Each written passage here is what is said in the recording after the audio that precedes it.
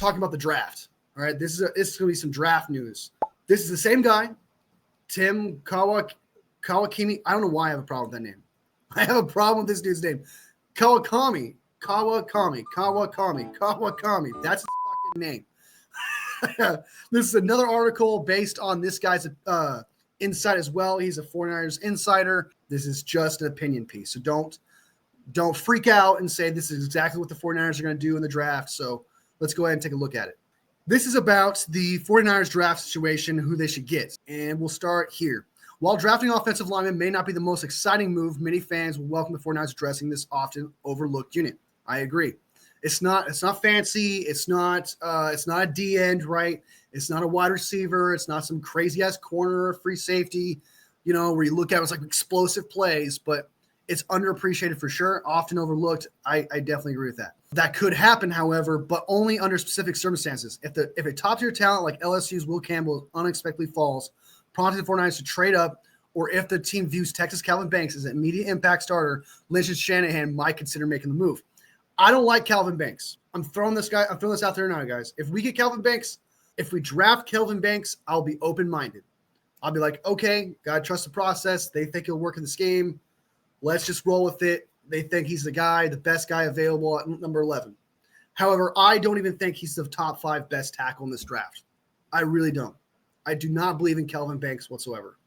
I watch him play, looked at everything, not a fan. Will Campbell, I like Will Campbell. I do think he's a starter day one. However, he's a guard. He's more of a guard than he is a tackle. They actually expect him to move from tackle to guard. And we need a tackle if we're going to draft 111, because there's going to be guards later on in the first round. Like, you could probably trade up from the second into later first if you wanted to get a guard. Second round, there's going to be guard. Third round, there's going to be guard. You can do that. You can address it then. And I don't think taking Will Campbell at that point is worth it. So I don't like those picks anyway. However, if neither scenario plays out, Kawakami had bad news for those hoping the 49ers will take the best available offensive lineman at 11. This is the bad news.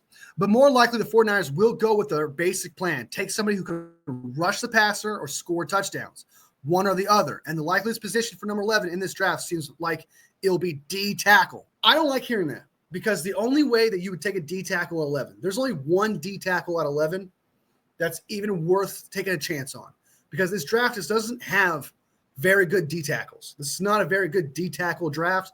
I'd much rather see them address it in free agency, because there's a few of them that you can get that's not going to cost you a lot of money. The only one that's worth taking at 11 at this point is Mason Graham, if he falls to you. And we have seen great players fall to around 10 to 11 to 12. We've seen it happen. It happened to Parsons, for example. So Mason Graham could fall, and if we took him at 11, I wouldn't hate it. I'm not as high on Mason Graham as other people are, but I would take that potential. And from what I hear about him, what he can do, I wouldn't mind it at 11. But outside of that, Walter Nolan is not worth 11th overall pick. There is no other D tackle worth the 11th overall pick. So if we go D tackle at 11th overall, I will be disappointed. If we go pass rusher, I'll be ecstatic, because the 11th overall pick should be way more addressed to position of need and the most important valued position, like quarterback, D end, and tackle. Those are the 3 top most important positions. Everyone mostly agrees with that. Some people say corners in there too, but those are top 3 positions, and we need a D end. That's a need at that. So I think we should get the best one that we love the most in that situation. And the top 5 pass rushers I like, I would not mind trading up for a dual Carter if he falls to like the 6th or 7th pick. Give up next year's first for it, because I expect that to be a later first-round pick. He'd be worth it. Put him on the other side of Nick Bosa. Unbelievable. I would love to see something like that. A first-round pick this year, first-round pick next year, trade up, get Abdul Carter. I'm all for it. Prince Anuma, I think it's Amuna Mellon. I can't really pronounce his name. Princely, he's from Ole Miss. Absolute stud pass rusher. Absolute stud. Some people have him moving on to the 2nd, but I have a feeling he's going to get a lot more hyped up, and he's going to move into the first round, possibly in the mid-teens at that point. That dude's phenomenal. I love him a lot. Mikael Williams is a consensus first-round draft pick pass rusher as well. That's one of those guys you can't miss on. Mike Green, who's a huge riser right now, had a phenomenal senior day. Brad Graham spoke very highly of him. He was the guy who completely bulldozed Connerly. Tackle that's considered a first-round draft pick, late first-round draft pick. Completely bulldozed him, right? I liked Mike Green from the start, and that senior day just kind of reinforced how I felt about Matt Green. And then if you missed out on a pass rusher, you could probably get Jack Sawyer at the start of the second round, maybe late first round if you want to trade up at that point. There are some pass rushers you should get, and I do think pass rushers should be the number one priority at that point if you don't love any of these tackles. My favorite tackle in the draft is Josh Simmons. However, Josh Simmons from Ohio State is dealing with a knee injury, and knee injuries are a big deal. It's not an ankle injury. It's not some bicep injury. It's his knee, and that can affect your entire – it affects everything how you play. That could be your career right there, and you're taking a gamble. And we've already taken a gamble on players with knee injuries like Kinlaw. We took advantage on Kinlaw and it didn't work out. We've used our ticket already. We used our injury-prone-esque or injured player draft guy already on Javon Kinlaw. We cannot do it again. As much as I love Josh Simmons is my favorite tackle in this draft. Dude's phenomenal. But we're not going to get him at 11. I don't think we should just because of that injury. If we got him, I'll be happy and ecstatic and be like, fuck that injury. Woohoo! But if I was the GM, I'd be like, okay, I can't do it because of this reason. If I did, I have to trade back and get him. At 11, pass rusher. So I have no problem us not getting a tackle that situation just because the tackle situation isn't very great in the first round.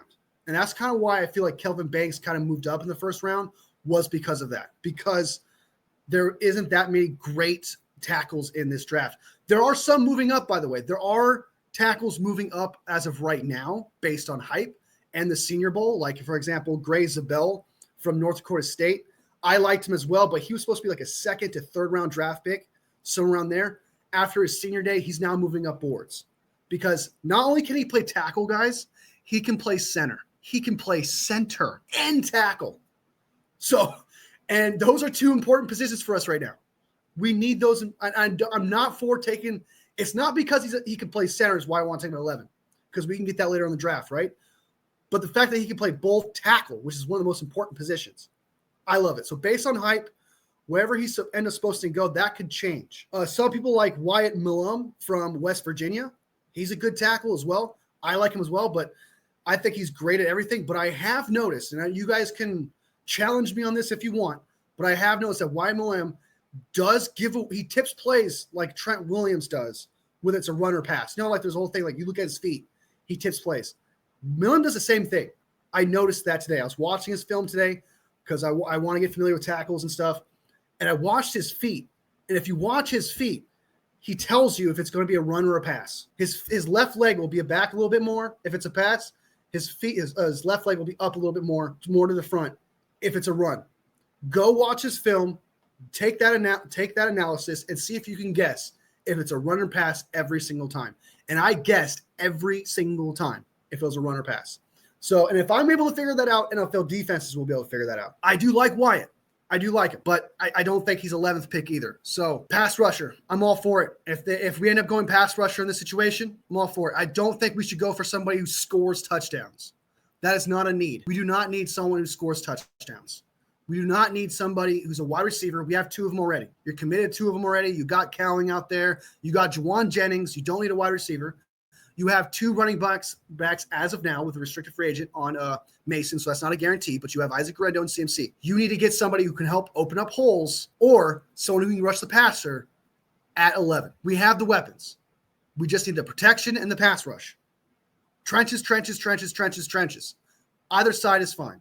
As long as both are addressed from free agency to draft.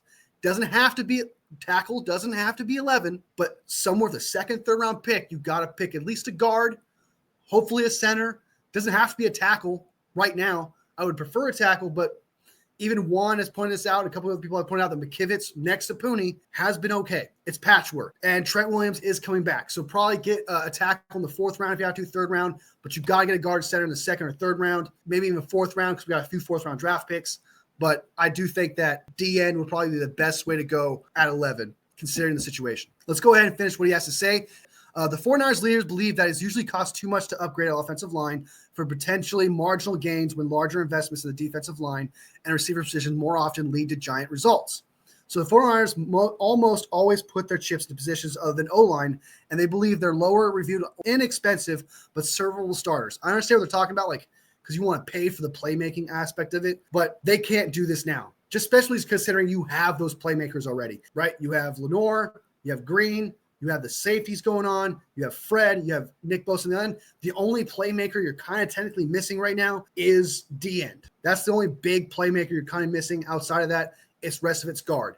So trenches this year. And this sounds like to me he's just going off. This is an opinion piece, I feel like, and him just going off of what he's seen of the 49ers. I do agree it should be D-end. It is a position that gives you results, right? It's a position that where people look at those stats and count them. Offensive line isn't that way, right? And if we had a pass rusher, if we had if Drake Jackson was the answer, or if Leonard Floyd was actually as good as his 8.5 sacks says he was, I probably wouldn't be like, okay, let's just go 11 with pass rusher. But considering that there's no one there that's filling that spot, you got to get a guy. You got to get a young, great pass rusher at 11. That's what I think.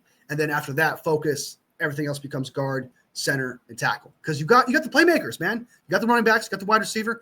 Get a backup tight end somewhere, maybe later on, maybe in free agency. It's not that huge of a priority. It is somewhat of a priority, but not that as big as O-line and trenches.